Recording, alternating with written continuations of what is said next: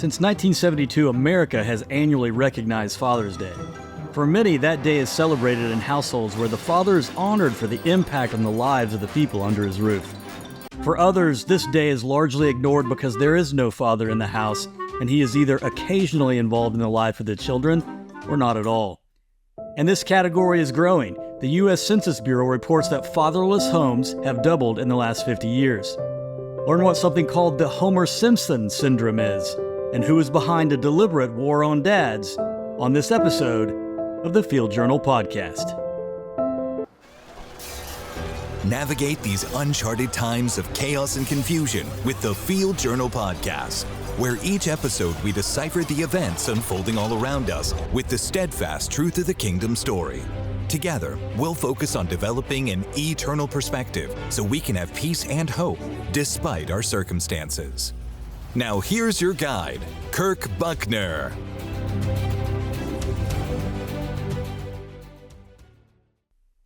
Welcome to the Field Journal Podcast, where we observe the world through the lens of the kingdom story so we can have clarity, peace, and hope in these unprecedented times. Father's Day was this past Sunday, and if you're a father, I hope you had a great day and were honored by your family for the role you play in their lives. Alarmingly, there are many households across America where Father's Day is not a day of honor, and it's not celebrated. Why? Because almost 1 in 4 households in America are likely not to have a father in it. Statistics have shown an increase in fatherless homes over the last 50 years, revealing a surprising correlation between how fathers are portrayed on television and the negative effects their portrayal has on society, especially children. Bottom line, there's a very real war on dads. Here's the problem. On television shows in the 1950s and 60s, father figures were often portrayed as serious, calm, and wise. But over the last 50 years, there's been a shift in their portrayal. TV fathers are now commonly viewed as foolish, immature, incompetent in life, and inept at parenting. Erica Scharrer, a professor of communication at University of Massachusetts Amherst, conducted a study into how dads have been portrayed in U.S. sitcoms over time. The study found that in modern shows, father characters were in fewer parenting scenes, and when they were, 50% of the time they were depicted as humorously foolish rather than wise or caring. A high-level review of the history of television provides insight to this shift.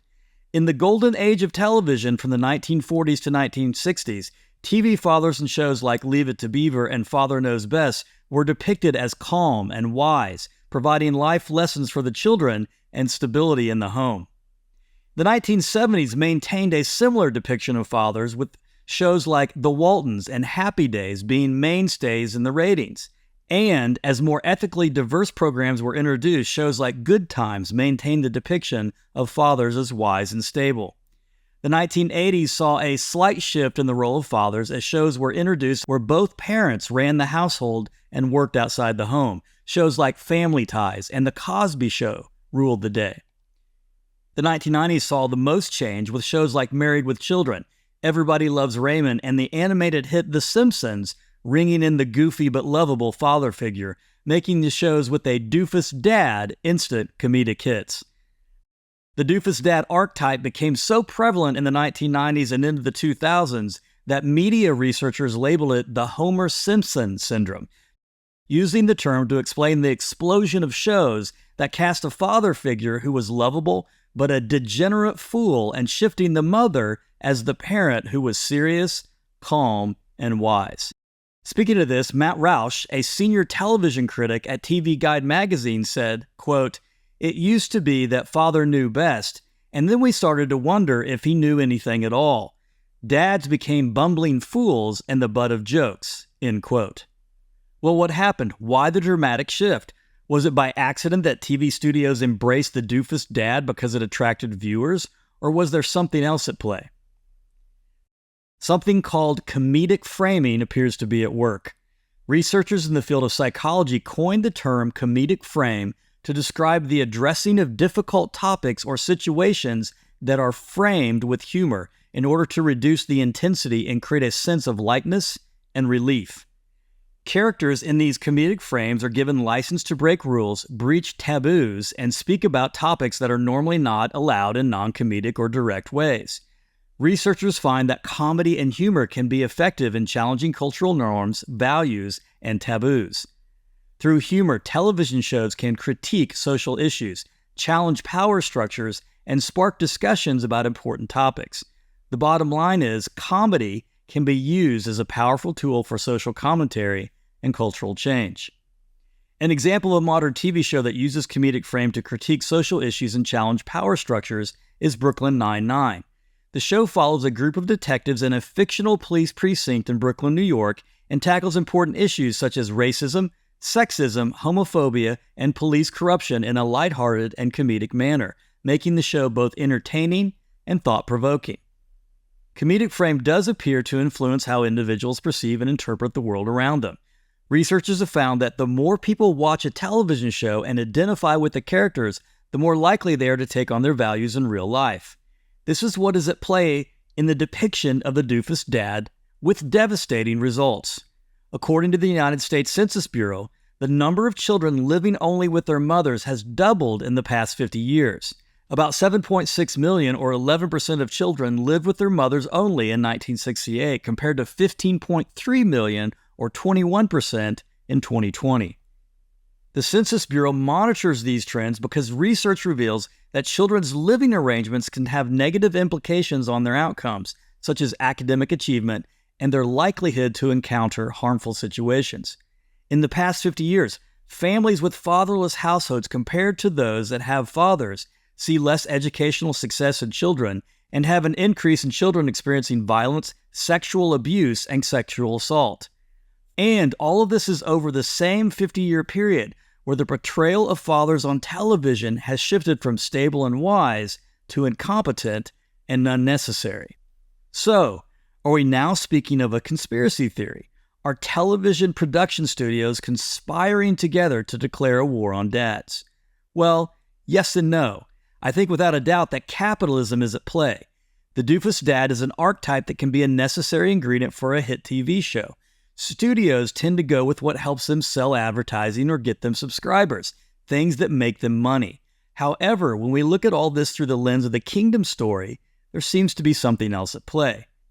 Let's remind ourselves that there is something larger going on here, a supernatural battle that gets played out in our natural world.